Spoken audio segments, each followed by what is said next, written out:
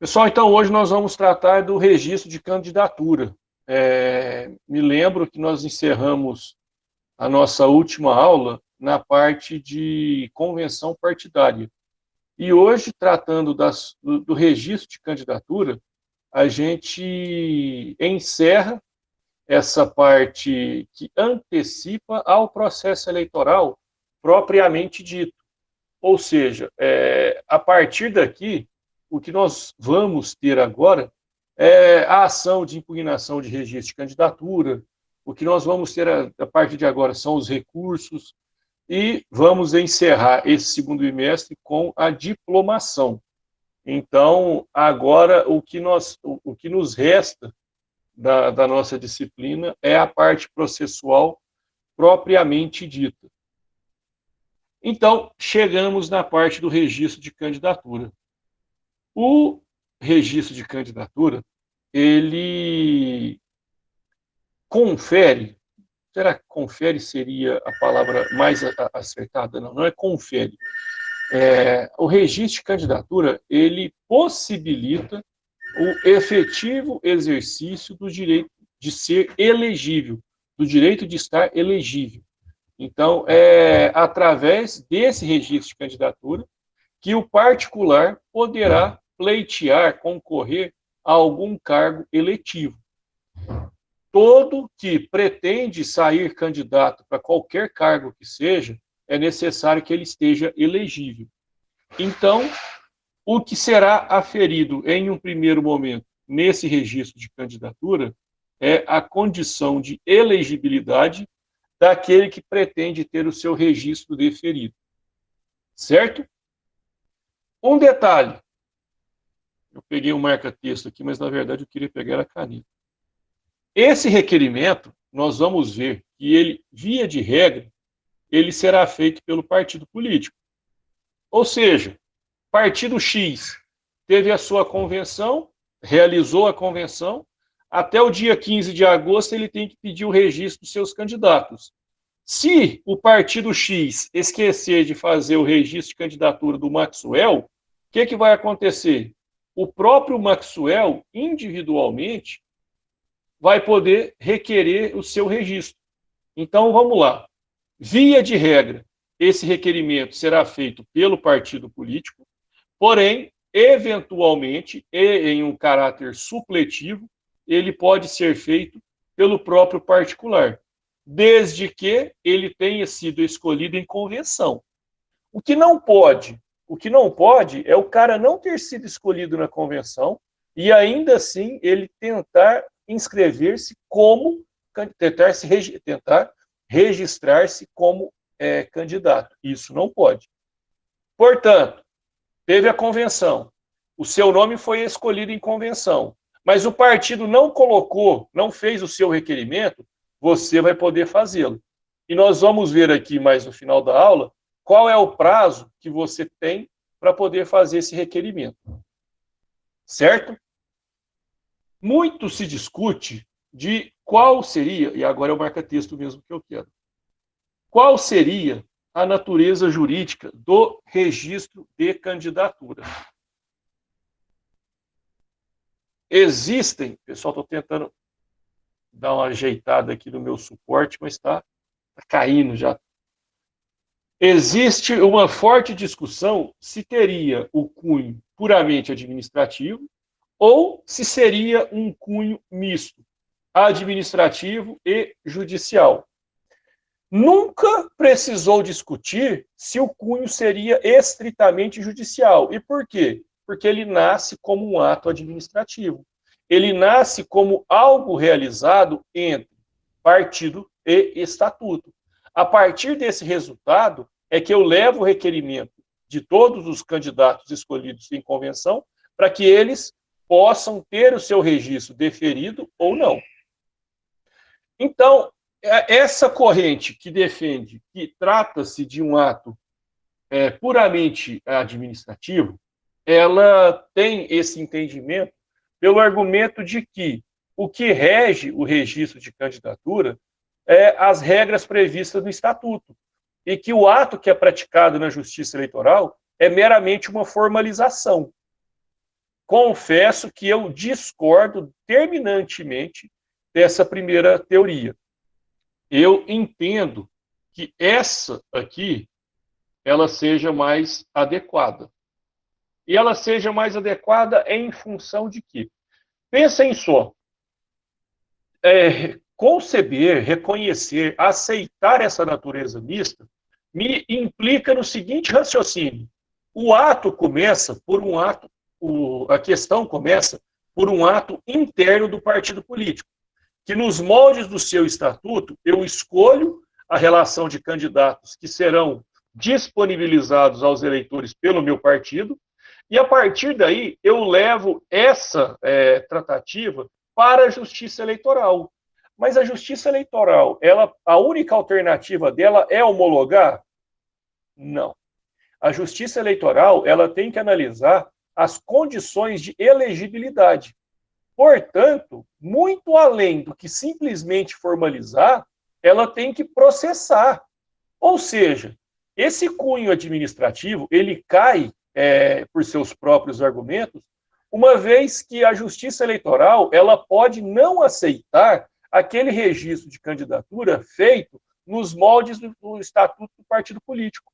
Ou seja, se fosse um ato puramente administrativo, a justiça eleitoral não teria prerrogativa de indeferir. E não é isso que acontece. Nós vamos ver a partir daqui que para cada pedido existe um processo separado. Ou seja, o Arthur quer se candidatar, o Maxwell também, o Thales também, a Rafaela também, todos querem se candidatar, beleza. O partido leva um documento coletivo, que é o chamado DRAP, e ele que trata de todos os candidatos daquele partido, e cada candidato tem o seu registro, o seu requerimento de registro de candidatura, que é o RRC. Eu julgo esse DRAP e eu julgo cada um desses requerimentos. Ou seja, se o partido vai lançar 15 candidatos, eu terei um DRAP para os 15 e 15 processos individuais, um para cada candidato. Certo? Então, por esse raciocínio, por entender que a Justiça Eleitoral ela pode deferir ou ela pode indeferir, eu tenho que reconhecer que a natureza jurídica do registro de candidatura é misto. Porque eu aceito e concordo com os atos puramente administrativos, mas eu também preciso reconhecer que não é um dever ser da Justiça Eleitoral a homologação. Ela tem a prerrogativa, inclusive ex officio, de indeferir aquele registro que não preencha as formalidades previstas em lei. Certo? Esse reconhecimento ex officio, ele está no artigo 11 da Lei das Eleições. A Lei das Eleições é a Lei 9.504 de 97.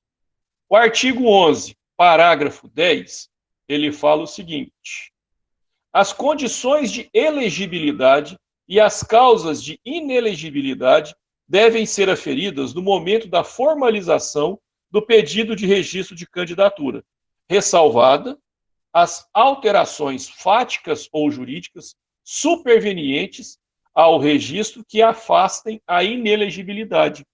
Ou seja, nós discutimos que tudo deve ser pensado no momento em que vai acontecer a eleição e aquilo que afeta ao exercício do cargo no momento da diplomação. Então, por esse artigo 11, parágrafo 10, fica claro que, independentemente de requerimento das partes, se houver condições de aferição pelo magistrado, pela Justiça Eleitoral, ela deverá fazê-lo. É sua atividade, além de processar e julgar, a de analisar de forma voluntária, sem a manifestação, sem provocação. Só que aqui tem um detalhe, pessoal. E ainda bem que tem esse detalhe, que implica na ampla defesa e no contraditório. Eu embora reconheça o aspecto de proceder-se sem qualquer tipo de requerimento, eu não posso afastar a ampla defesa e o contraditório. Ou seja, ninguém, nenhum partido contrário, nenhum candidato contrário, ninguém pediu o indeferimento do meu registro. Mas a Justiça Eleitoral, ela identificou que existem circunstâncias no meu processo que impedem a minha concorrência.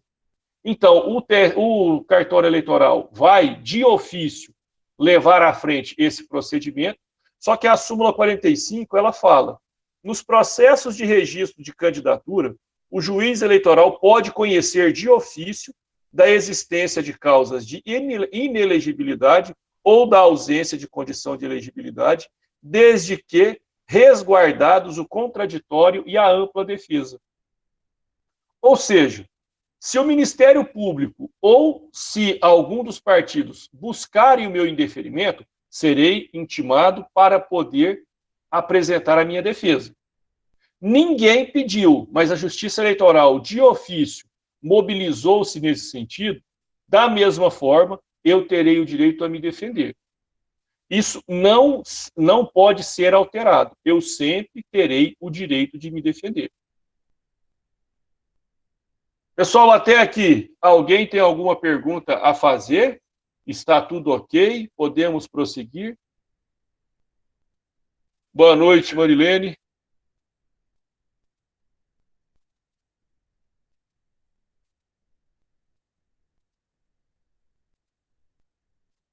Vou considerar que esteja tudo ok. Aqui, pessoal, eu fiz um fluxograma do processinho, do processo eleitoral que conduz o registro de candidatura. Então, tudo se inicia com o pedido de registro de candidatura, que tem que ser protocolado até o dia 15 de agosto. Após esse protocolo, o cartório eleitoral imediatamente, e a lei não fala o que é esse imediatamente, ela vai publicar um edital com todos os pedidos de registro de candidatura. Com a publicação desse edital, abre-se o prazo de 5 dias para poder requerer o indeferimento da candidatura. Quem pode pedir esse indeferimento? O Ministério Público, os partidos e, eventualmente, a coligação, para majoritário, uma vez que a coligação da proporcional não tem mais. Pessoal, eu esqueci de abrir uma aba aqui, eu vou... Já está aqui, já está na aba dos favoritos. Publicado esse edital, inicia-se esse prazo aqui, ó, os 5 dias para impugnação. Passou esse prazo de 5 dias, inicia-se o prazo de 3 dias para a Justiça Eleitoral providenciar as diligências que ela entender necessárias. Passados esses 3 dias, a Justiça tem 3 dias também para julgar esse registro, deferindo ou indeferindo. Dessa decisão, cabe recurso. De qual que é o prazo desse recurso? 3 dias. Quem vai julgar? O TRE. O TRE, da mesma forma, tem o prazo para julgar. Não sendo aceito esse recurso, você tem o prazo de 3 dias para recorrer ao TSE. Não sendo aceito o seu recurso no TSE, você tem ainda o prazo de 3 dias para recorrer ao STF. Então, esse daqui é o processo eleitoral que envolve o registro de candidatura.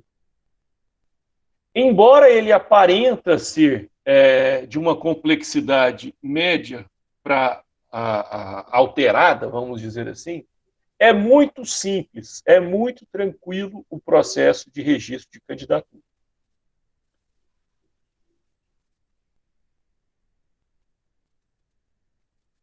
Aqui, pessoal, nossa, esse fio aqui balançando na mão, eu me livre. Aqui nós temos como acontece esse requerimento. Nós por ser um ato previsto em lei, ele é dotado de formalidade. E essa formalidade, ela implica, por exemplo, que eu não posso levar para análise no cartório eleitoral sem que eu tenha levado os documentos indispensáveis. E nós vamos ver que ali à frente quais são esses documentos. E se é um rol taxativo ou se é um rol exemplificativo. Pois bem, como seria então esse procedimento? O partido fez a sua convenção, o partido escolheu os seus candidatos e, a partir daí, ele protocola no cartório eleitoral, já via processo eletrônico, esse registro de candidatura. Isso, por ser eletrônico, já possibilita a autuação automática dele pelo cartório eleitoral. Feito isso, aí um detalhe. Esse prazo, ele é decadencial. Eu vou interromper aqui o compartilhamento de tela e vou compartilhar com vocês a minha tela aqui.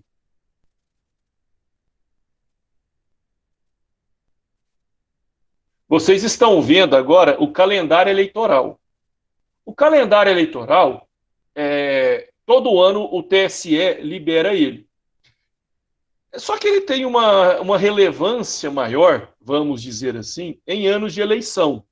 Então, nós estamos aqui no ano de 2020, como vocês estão vendo, e eu tenho eventos mês a mês. Ah, nós estamos em junho. O que a gente tem de relevante em junho? Está tudo aqui. Aí eu quero saber qual que é o prazo das convenções. Nós viemos aqui, então, ao mês de julho. Vamos lá no dia 20 de julho. Aqui fala o seguinte, data a partir da qual, até 5 de agosto de 2020, é permitida a realização de convenções destinadas a deliberar sobre coligações e a escolher candidatos a prefeito, vice-prefeito e vereador. Nunca é demais lembrar que coligações, a partir desse ano, somente nas eleições majoritárias, proporcional, não mais. Então, nós vimos aqui o que tem em julho. Vamos lá em agosto. Em agosto é o mês movimentado. Em agosto, nós temos aqui, do dia 5, último dia para a realização da convenção destinada a deliberar sobre coligações e a escolher candidatos a prefeito, vice-prefeito e vereador. Passou dia 5, vamos lá no dia 15, que para a gente aqui em Uberaba seria feriado. Dia 15 é o último dia para os partidos políticos e as coligações apresentarem à Justiça Eleitoral, até às 19 horas, o requerimento de registro de seus candidatos.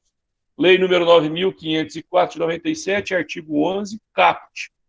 Ou seja, esse calendário, pessoal, ele possibilita o marco inicial para quê? Para o processo de impugnação, para o processo de registro, para o início, de fato, da corrida eleitoral.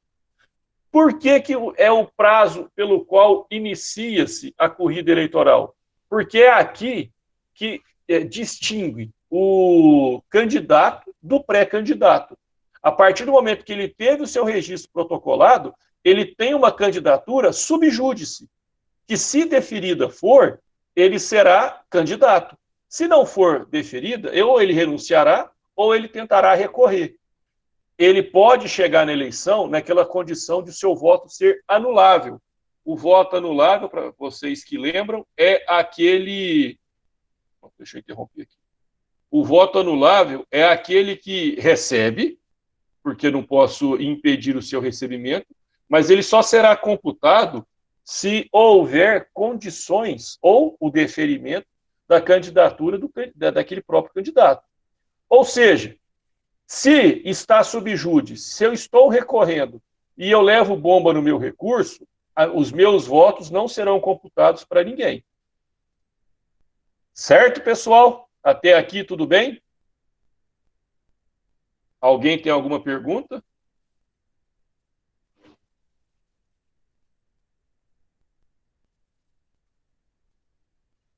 Vou considerar que não. Então, pessoal, como eu havia dito, o requerimento ele será feito pelos partidos com a possibilidade de exceção e ser feito pelo próprio candidato. Assim como eu também havia dito, o partido ele entrega um documento macro. Dentro desse DRAP, vamos pensar que fosse um guarda-chuva. Isso daqui é um guarda-chuva. Esse guarda-chuva é o DRAP.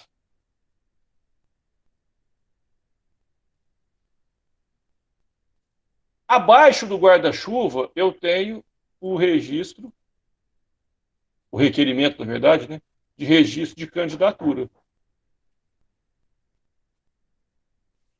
O que que isso significa dizer? Que é o objeto principal e o objeto acessório. Se por acaso eu tomar bomba no DRAP, não é só o DRAP que vai ser indeferido, é todo o guarda-chuva. Ou seja, a legalidade, a pertinência, a possibilidade do requerimento de registro de candidatura fica condicionado à legalidade do DRAP. Então, se o DRAP não estiver bacana, se ele não estiver nos termos que a lei exige, todos aqueles requerimentos individuais, eles serão, consequentemente, indeferidos. E indeferidos por quê? Indeferidos porque ele não preencheu os requisitos de legalidade. Portanto, primeiro documento a ser analisado, o DRAP. A partir do DRAP, qual que é o documento que eu tenho? Eu vou ter o requerimento de registro de candidatura. Se o partido se esquece de fazer, aí eu tenho o requerimento individual de registro de candidatura. Quem faz o protocolo do requerimento de candidatura? Se ele for de todos os candidatos, esse RRC será feito pelo partido. Caso determinado candidato não tenha sido inserido naquela lista, ele fará individualmente. Certo? Aí, a partir daí, é aquilo que eu falei. Para cada candidatura, eu tenho um processo diferente. E eu tenho que fazer isso, porque muito embora todos sejam do partido X, cada um tem uma condição diferente. Eu tenho aquele que tem que desincompatibilizar, eu tenho aquele que não tem que se desincompatibilizar, eu tenho aquele que exerce cargo público, eu tenho aquele que não exerce cargo público eletivo, eu tenho aquele que... Não, enfim, são essas as particularidades. Então, para cada candidato, um processo de impugnação, um processo de registro diferente. Aqui nós temos a publicação do edital. A publicação do edital, eu gostaria de ler para vocês esse artigo 97. Olha que alto grau de subjetivismo que está previsto nesse artigo. Protocolado o requerimento de registro, o presidente do tribunal ou o juiz eleitoral, no caso de eleição municipal ou distrital, fará publicar imediatamente edital para a ciência dos interessados. E aí? Como que fica? O que é esse prazo de imediatamente após o protocolo? Pois é, pessoal, não existe uma pacificação daquilo que vem a ser esse imediatamente. Lógico, prega o bom direito, prega a ética, a lisura, que esse imediatamente é que eu não segure essa publicação para que isso forneça um tempo maior ou um tempo menor para determinado candidato, seja qual for a posição dele. Esse imediatamente é que é obrigação do serventuário, ao receber aquele protocolo, dar andamento. Embora eu acho que não custaria nada o legislador fazer o que ele colocou na CLT. Após o protocolo, é obrigação da secretaria, em até 48 horas, fazer publicar, dar ciência. Isso é uma maneira de vincular as atividades, mas não tem. Então, dessa publicação de edital, eu tenho algumas consequências. A primeira consequência, a partir dessa publicação, inicia-se o prazo para poder impugnar. E mais, esse prazo, ele será comum. Ministério Público, partidos e coligações, todos terão o mesmo prazo para poder questionar. E qual é esse prazo? 5 dias. Então, após a publicação, no prazo de 5 dias, o partido, a coligação e o Ministério Público, ele terá para poder impugnar. Beleza. Passou esse prazo de 5 dias. Nós caímos naquele prazo de 3 das diligências. Lembrando, essas diligências elas podem ser requeridas pelos partidos contrários, ou pelo Ministério Público, ou ainda, se ninguém pedir, o magistrado pode pedir. Com um detalhe, pessoal.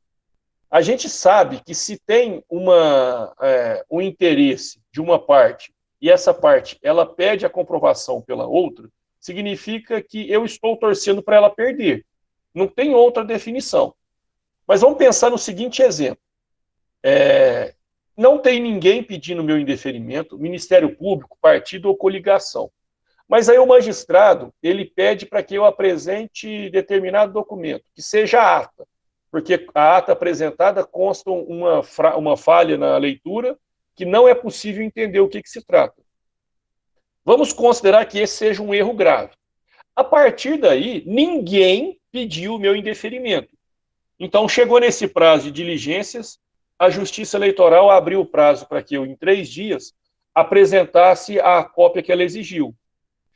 Eu não apresento, mesmo que ninguém peça pelo meu indeferimento, caso eu não cumpra a determinação prevista, a determinação do magistrado, eu terei o meu registro indeferido. Ou seja, o que eu quero dizer com isso? Que o cumprimento das diligências, ele deve ser feito independentemente de quem realizou. Se foi determinado pelo magistrado a apresentação de documento, se o feito foi convertido em diligência, a parte que teve determinada essa obrigação precisa apresentar, sob pena de indeferimento da sua candidatura. Pessoal, eu estou falando muito. Vocês têm certeza que vocês não têm nenhuma pergunta para fazer?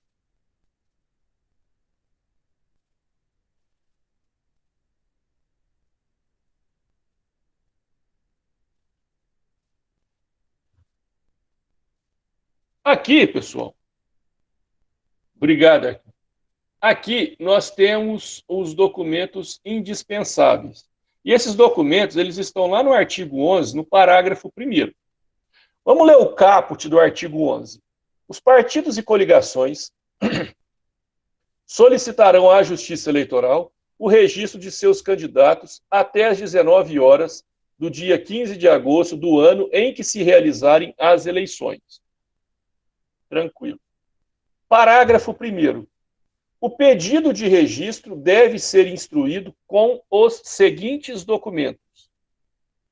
Da forma como está redigido esse parágrafo 1º, vocês acham que é um rol taxativo ou um rol exemplificativo? Vou ler de novo. O pedido de registro deve ser instruído com os seguintes documentos. O que vocês acham? Exemplificativo ou taxativo? Taxativo. Perfeitamente. Então, Taxativo. Exato, taxativo. Esses documentos que estão aqui, eles condicionam a aprovação ou o deferimento da sua candidatura.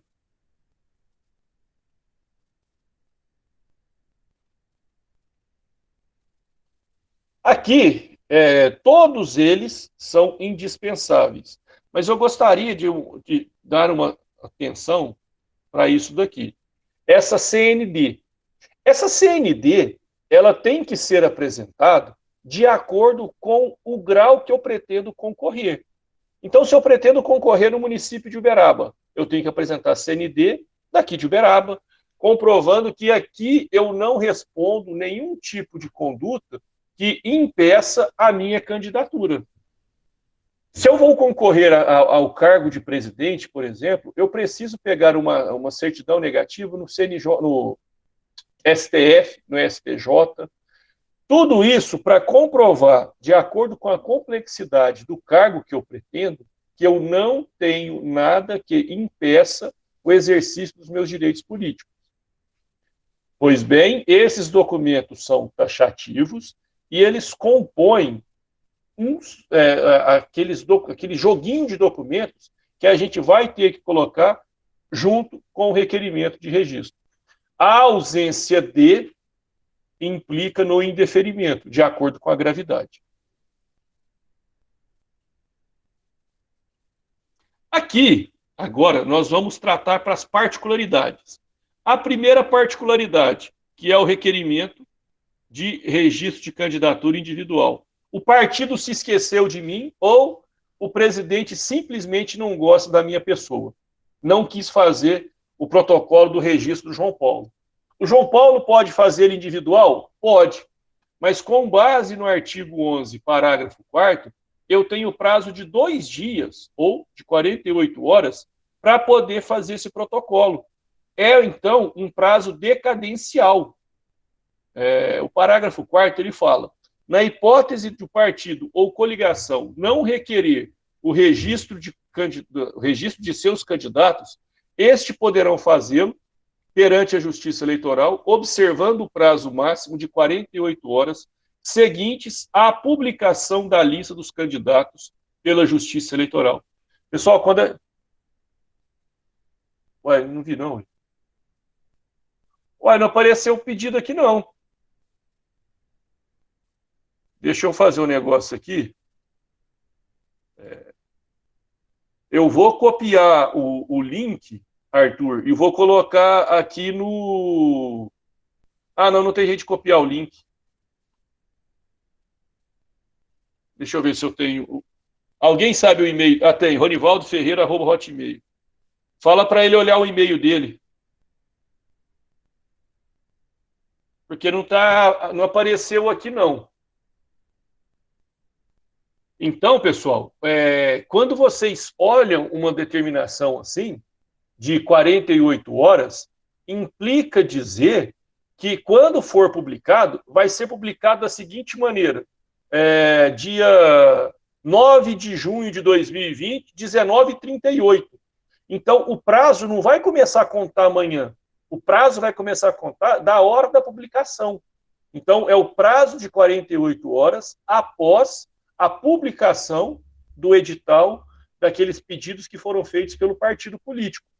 Ou seja, não vão pelos atos processuais em geral no direito eleitoral, porque aqui a regra é outra. Esse é o primeiro ponto. Segundo ponto, candidatura nata. O que eu particularmente não concordo, por implicar em uma conduta de perpetuar no poder. E eu não concordo por quê? Artigo 8º. Chegar aqui nele. Artigo 8º, parágrafo 1º. Aos detentores de mandato de deputado federal, estadual ou distrital ou de vereador, e aos que tenham exercido esses cargos em qualquer período da legislatura que estiver em curso, é assegurado o registro de candidatura para o mesmo cargo pelo partido a que estejam filiados. Isso daqui é a candidatura nata. Ou seja, vamos pegar o Ronivaldo, que ele acabou de entrar. O Ronivaldo, ele é vereador aqui em Uberaba. Ele permanece no partido. Ou seja, caso seja do interesse do Ronivaldo, a convenção coletiva já tem que colocá-lo como candidato. Ele já é um candidato nato. Por quê? Porque ele exerceu o cargo de vereador no mandato em curso. No entanto, o Arthur, ele foi vereador no período de suspensão do Cláudio. Então, o Arthur ficou vereador 15 dias, um mês. Um dia, ele foi vereador? Foi. Ele foi vereador durante o mandato em curso? Foi. Mas ele foi vereador só por um dia. Não tem nada a ver. Por ter exercido o cargo no mandato em curso, ele já tem o direito de ser candidato automaticamente, sem ter que passar pelo crivo da convenção.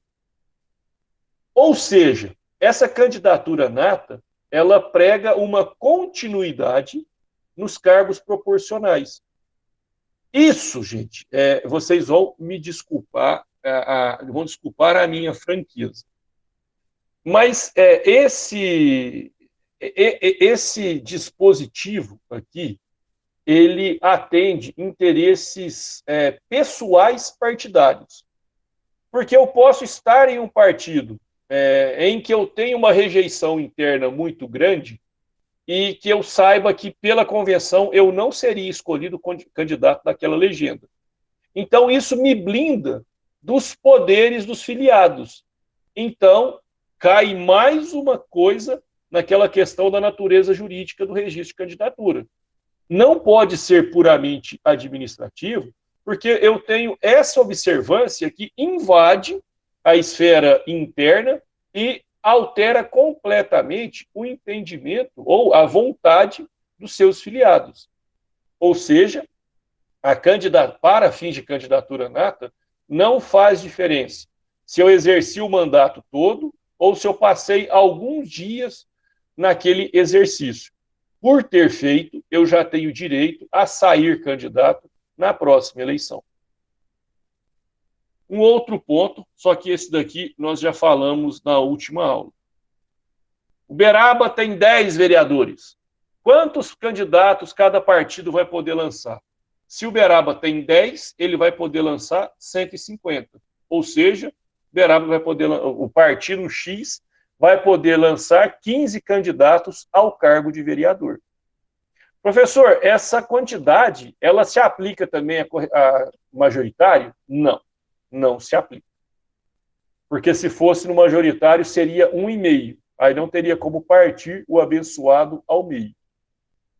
Portanto, nas eleições majoritárias não se aplica a regra dos 150%, aplicando-se exclusivamente na eleição proporcional.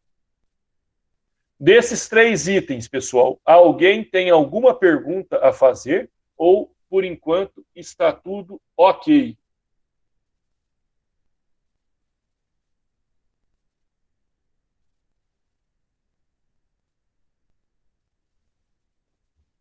Tudo ok?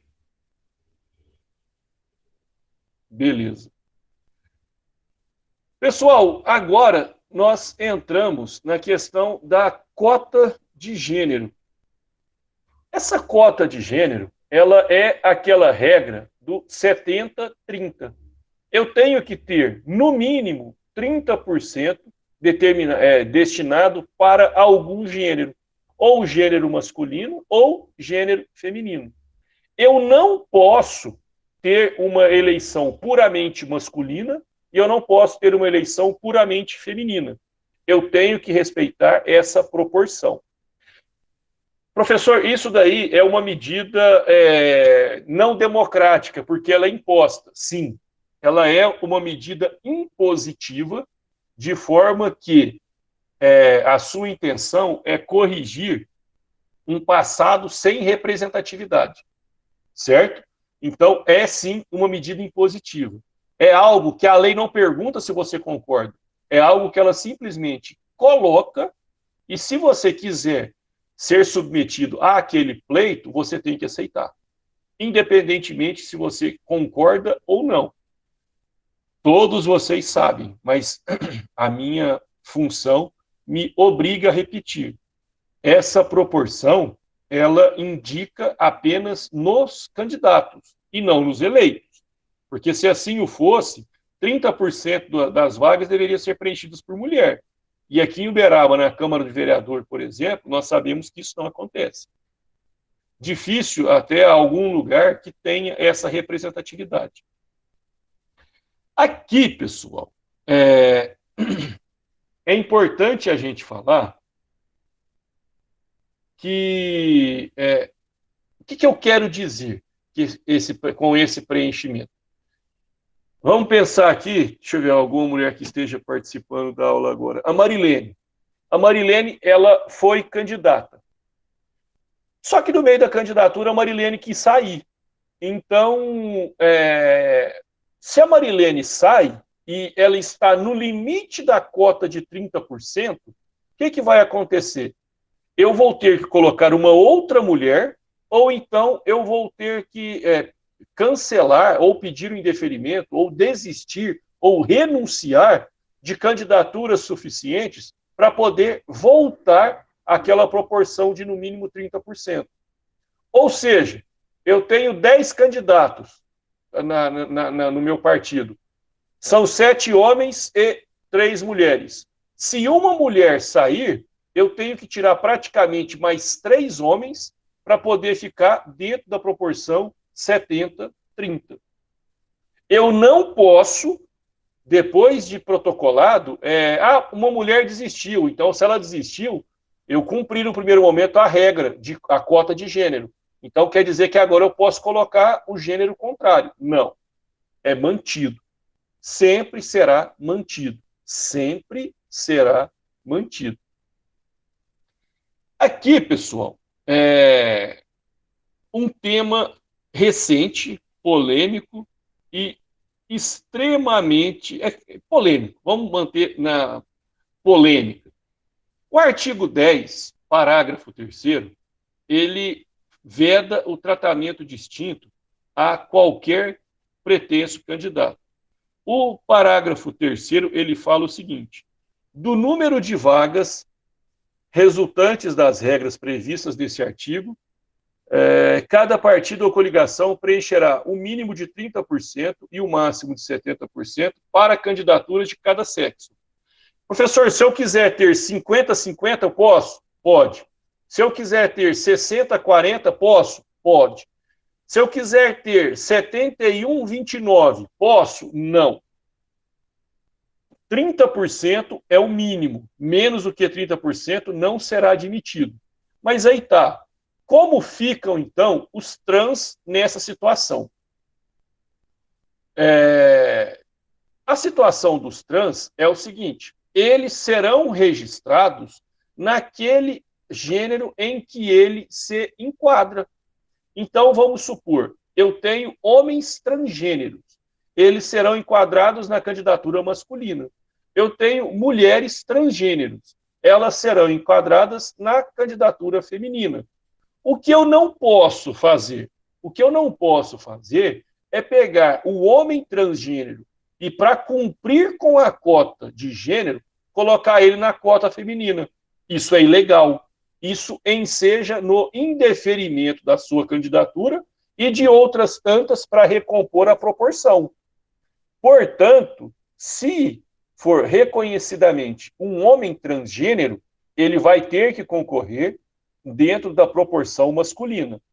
Não posso eu não posso alocá-lo na cota feminina. Pessoal, até agora, com relação à questão de gênero, alguma pergunta? Eu vi que chegou uma aqui no bate-papo. Tem que ter porcentagem, Marilene. No mínimo 30%. Nenhum partido pode concorrer com menos de 30% de homem ou com menos de 30% de mulher. Isso é obrigatório. É uma condição que não comporta discussão.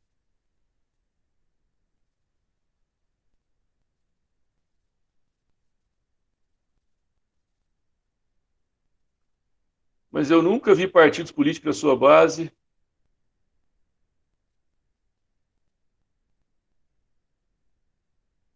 Ronivaldo, mais uma vez concordo com o que você está dizendo. Não tem incentivo.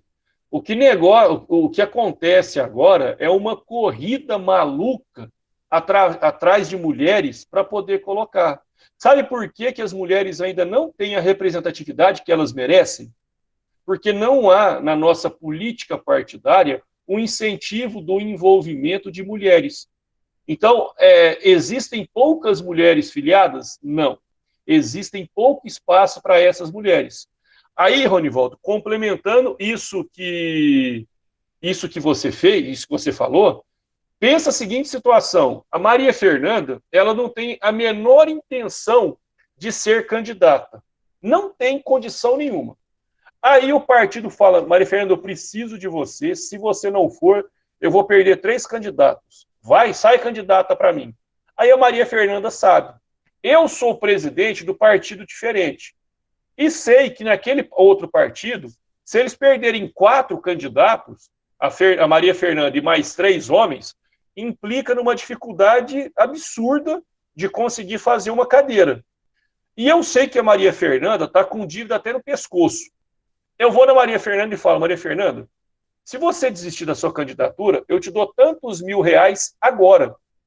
A Maria Fernanda nem queria ser candidata. Ela sabe que não vai ganhar. Se oferece para ela uma contrapartida financeira, tem muita chance dela aceitar abrir mão dessa candidatura, sabendo que isso é ilegal. Mas por quê? Porque não tem ideal nenhum partidário. Ela está lá como se ela nem estivesse. Ela é só um número para que o partido possa lançar os candidatos que ele deseja. Então, Ronivaldo, concordo com você no ponto que você fala que não há um programa, que não há um estímulo. O que eu posso dizer? Mas ainda assim, questiono a representatividade, não. Questiono o ideal. Tem um partido que se chama Partido da Mulher Brasileira. Só que o Partido da Mulher Brasileira, para sair candidato, ele tem que ter no mínimo 30% de homens. Ou seja, eu não posso conceber e aceitar partidos políticos que sejam de apenas um gênero. Isso não existe. Certo, pessoal? Ronivaldo, você colocou mais alguma coisa aqui? Exatamente. Essa sua frase, eu aplico ela muito no PJE, que o PJE ele veio para criar problemas que eu não tinha antes dele. Assim acontece também com a questão partidária. Eles criaram essa solução para um problema que eu não tinha antes. Concordo, é exatamente isso.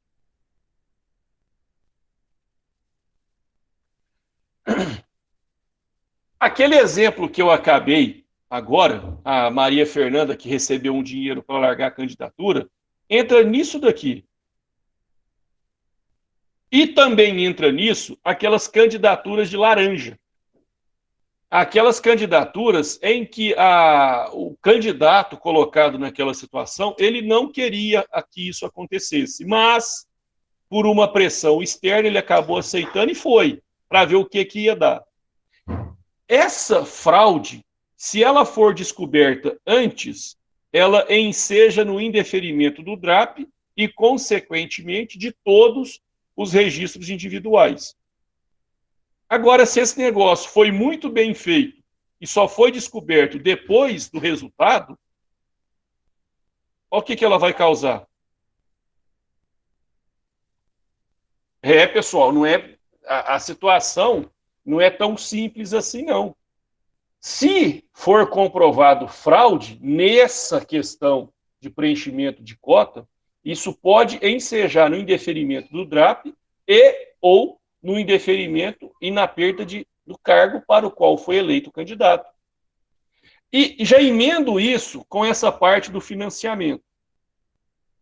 Aqui, talvez, tenha a maior injustiça da nossa aula de hoje. Assim como é determinado a garantia, a reserva de 30% dos cargos para determinado gênero, é também assegurado o acesso a 30% do valor do fundo partidário para a manutenção dessas candidaturas. Ou seja, 30% do que será gasto tem que ser gasto com o gênero feminino. Posso até gastar 70% com os homens, mas 30% tem que ser com as mulheres daquele partido. Só que aí vem uma baita de uma sacanagem. Pensem a seguinte situação. O partido ele vai lançar deputado estadual, deputado federal, senador e governador.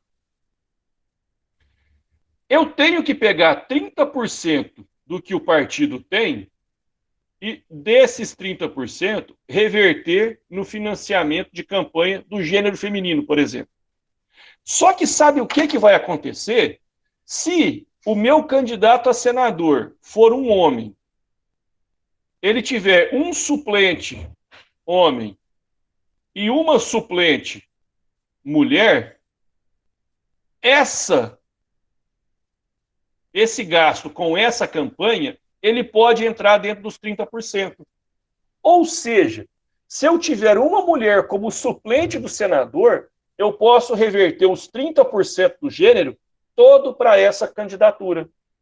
Por quê? Porque tem uma mulher como suplente. Então, eu aceito que esse fundo partidário, que essa porcentagem do fundo partidário, seja toda aplicada em uma única candidatura, simplesmente por cumprir um texto frio de lei, sem preocupar-se em repartir de forma igualitária. Esse exemplo que eu falei foi para senador, mas ele aplica-se também a governador, ele aplica-se também a presidente.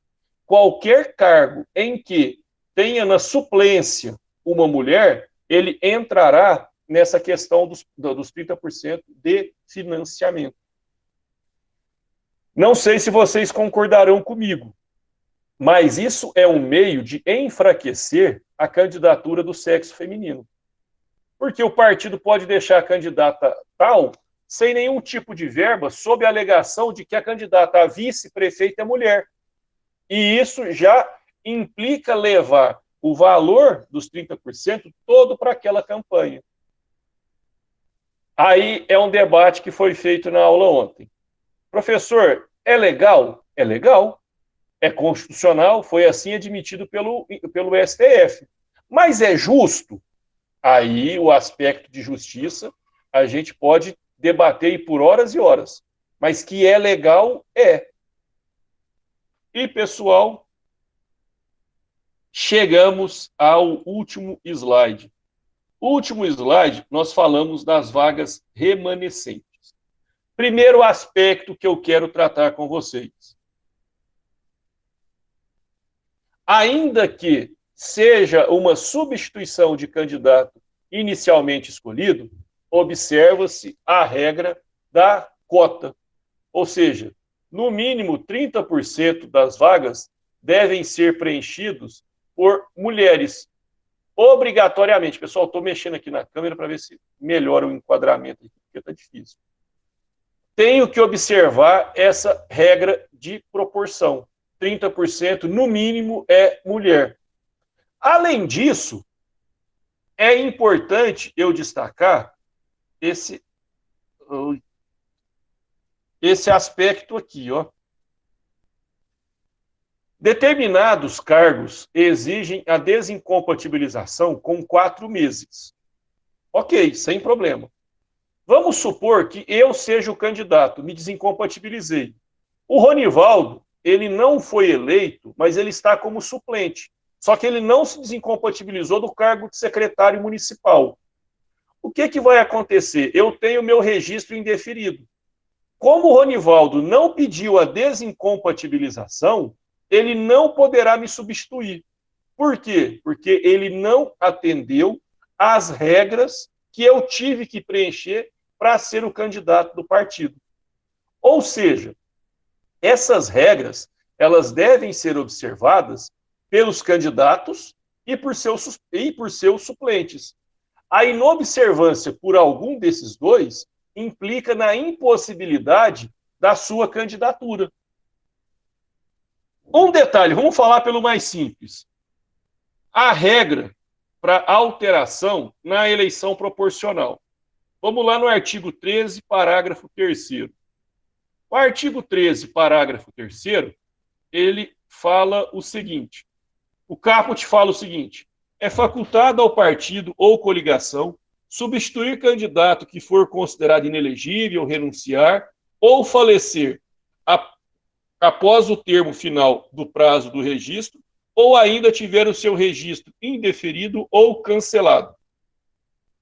Parágrafo 3º.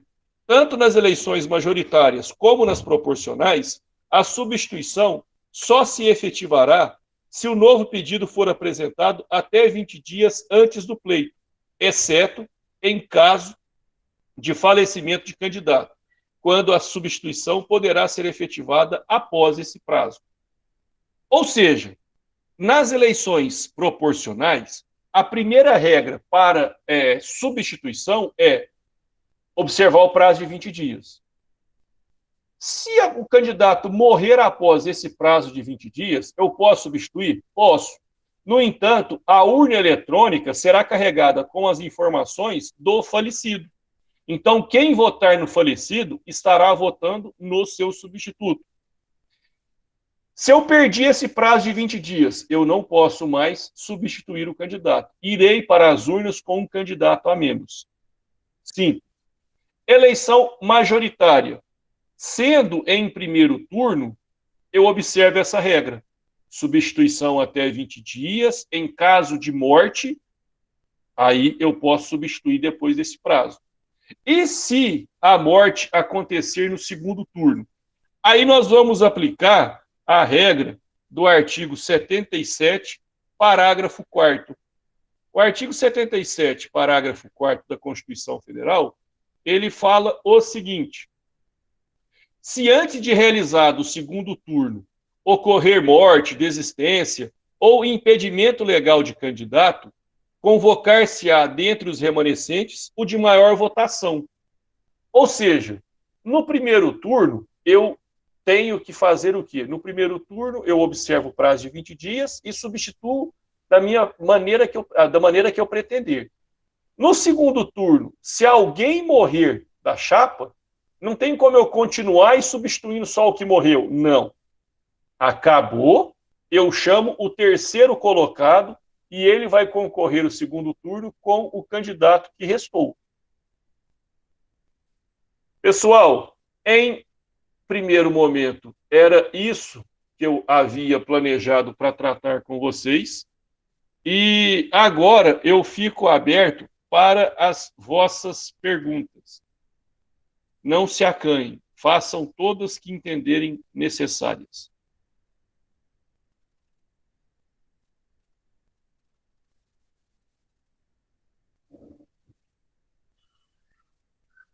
Qual que seria a dúvida, Orivaldo? Manda aí.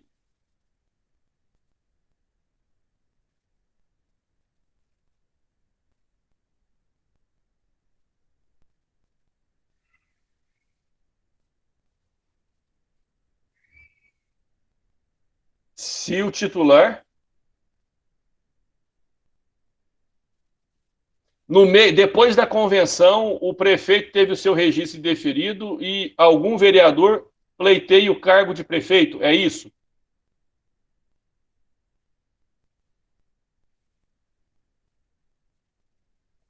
Se o titular, o vereador. Beleza. Se quiser, manda um áudio pelo WhatsApp que eu te respondo.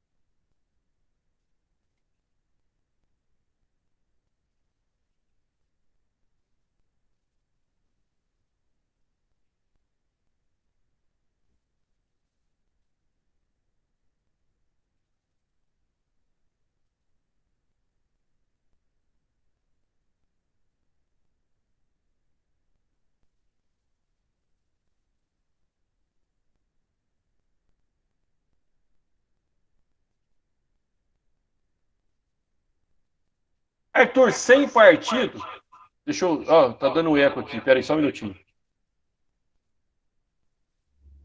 Sem partido, Arthur, depende da situação. Por exemplo, vamos pegar o exemplo do Bolsonaro. Ele está pleiteando a criação do Aliança pelo Brasil. Ele tem 2 anos para conseguir o apoiamento. Então, em tese, durante esses 2 anos, ele pode permanecer sem partido e sem nenhum tipo de problema. Não só ele, como qualquer outro candidato que esteja na condição de fundador. Durante o seu mandato, se você foi expulso e manteve o seu cargo, se você está naquele período de troca de partido, você tem o prazo, no caso, aqueles 30 dias de janela, naqueles 30 dias você sai de um partido, carrega seu mandato para outro partido. Se você foi expulso ou qualquer coisa do gênero, aí não existe um prazo para que você possa filiar-se em outro partido. O melhor exemplo é a condição de fundador. O fundador, ele está tranquilo pelo prazo de 2 anos. Aí, depois que for negada a fundação, ele tem que entrar em algum partido. Lembrando que é vedada a candidatura avulsa. Vamos ver o que o Ronivaldo falou aqui.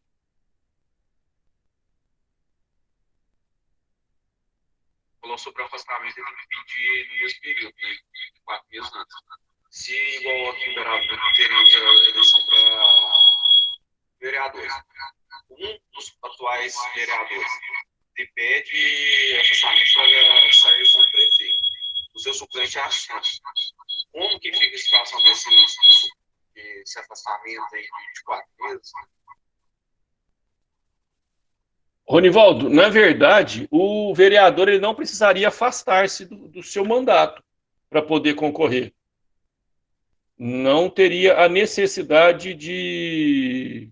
Ah, sim, agora eu acho que eu entendi. Por esse período, vamos supor que ele tenha afastado. O cargo de suplência é aquele da última eleição. Foi isso que você perguntou? Agora eu respondi certinho?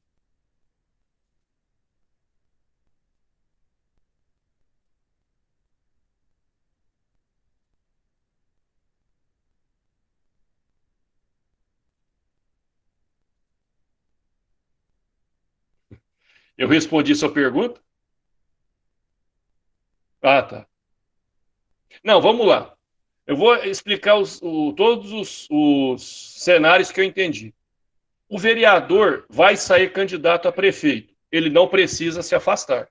Mas vamos supor que ele queira se afastar para dedicar na campanha. Algo que eu nunca vi. Aí vai assumir para o lugar dele o suplente na última eleição. Ou seja, a suplência ela pertence ao partido. Então, o partido vai indicar o suplente para entrar na vaga do vereador por aquele período que falta de mandato. Acho que foi isso que você perguntou. Então, beleza. Pessoal, mais alguma pergunta?